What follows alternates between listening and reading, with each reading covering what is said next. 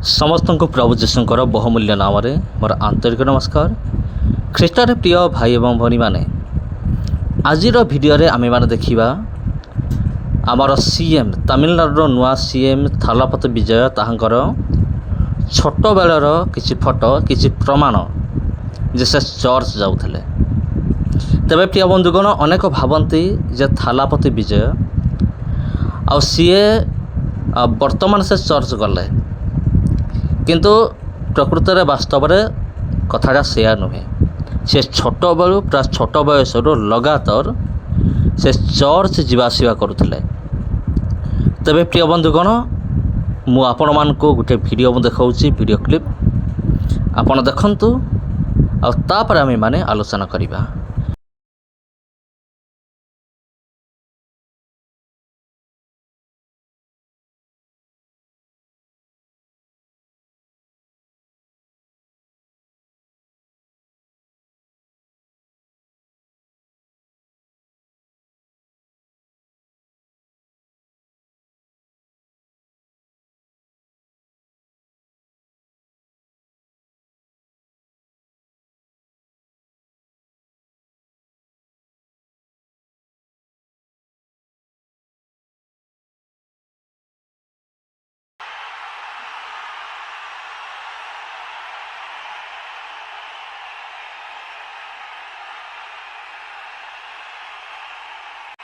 மாண்புமிகு தமிழ்நாடு முதலமைச்சராக பதவியேற்க உள்ள திரு சி ஜோசப் விஜய் அவர்களை வருக வருக என்று வரவேற்கின்றோம். We extend a hearty welcome to the honorable leader of the opposition.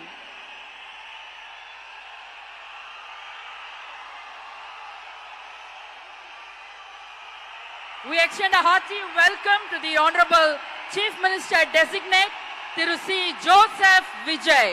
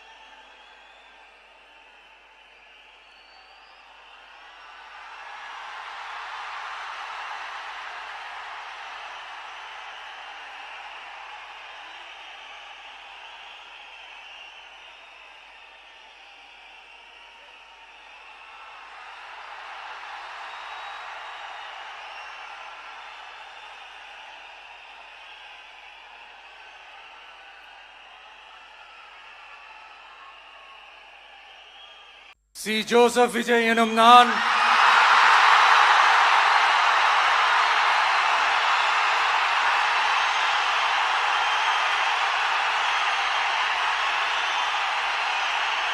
சட்டப்படி அமைக்கப்பெற்ற இந்திய அரசியல் அமைப்பின்பால் உண்மையான நம்பிக்கையும் மாறா பற்றும் கொண்டிருப்பேன் என்றும் இந்திய நாட்டின் ஒப்பில்லாத முழு முதல் ஆட்சியையும் ஒருமையையும் நிலை நிறுத்துவேன் என்றும்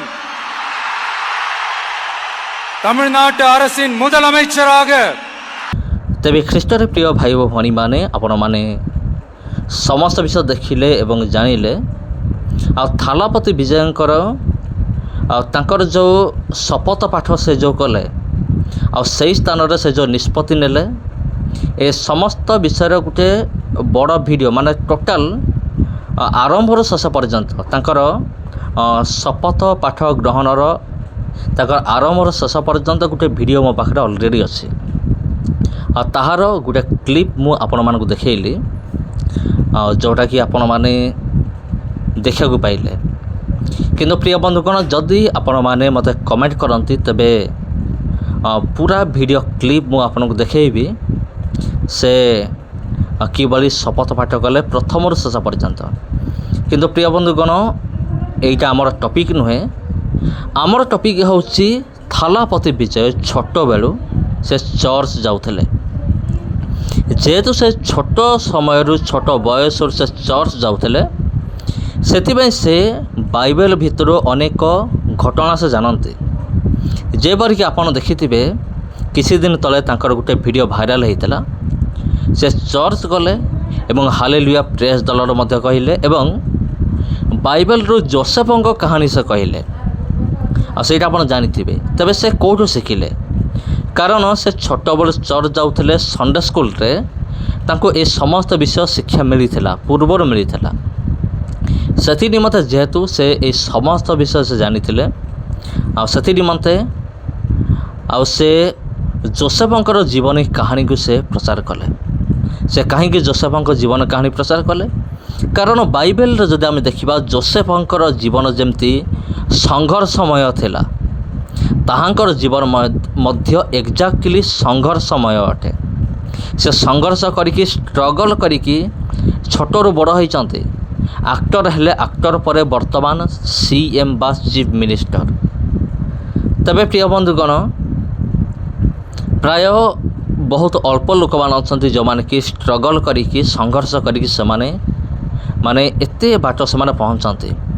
କିନ୍ତୁ ଏଇଟା ହେଉଛି ପ୍ରଥମ ଘଟଣା। ଜଣେ ଖ୍ରୀଷ୍ଟିଆନ ବ୍ୟକ୍ତି, ଖ୍ରୀଷ୍ଟିଆନ ପରିବାରରୁ ଆସିଥିବା ବିଜୟ, ଥାଲାପତି ବିଜୟ, ସେ ଛୋଟ ବୟସରୁ ଚର୍ଚ୍ଚ ଯିବା ଆସିବା କରୁଥିଲେ, ଲଗାତାର କରୁଥିଲେ ଏବଂ ଇଲେକ୍ସନ୍ ପୂର୍ବରୁ ମଧ୍ୟ ସେ ଚର୍ଚ୍ଚ ଯାଇକି ସେଠାରେ ଆଣ୍ଠେଇ ଆଣ୍ଠେଇ ଚାଲିଥିଲେ ଏବଂ ସେଠାରେ ପ୍ରାର୍ଥନା ମଧ୍ୟ କରାଇଥିଲେ।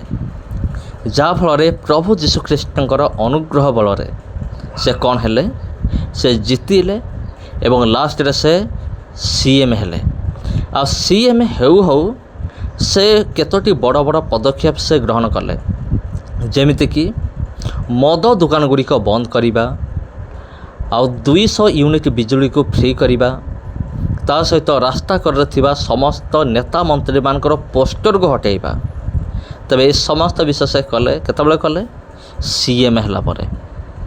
ଆଉ ଯାହା କିଛି ବି ସେ ପ୍ରମିସ୍ କରିଛନ୍ତି, ଶପଥ କରିଛନ୍ତି, ଆଶା କରାଯାଏ ସେ ସମସ୍ତ ବିଷୟ ମଧ୍ୟ ସେ ସଫଳ କରିବେ। ନମସ୍କାର ପ୍ରିୟ ବନ୍ଧୁଗଣ, ଭିଡ଼ିଓ ଭଲ ଲାଗିଥିଲେ ଭିଡ଼ିଓକୁ ସେୟାର କରନ୍ତୁ ଆଉ ଚ୍ୟାନେଲକୁ ସବସ୍କ୍ରାଇବ୍ କରନ୍ତୁ। ଧନ୍ୟବାଦ।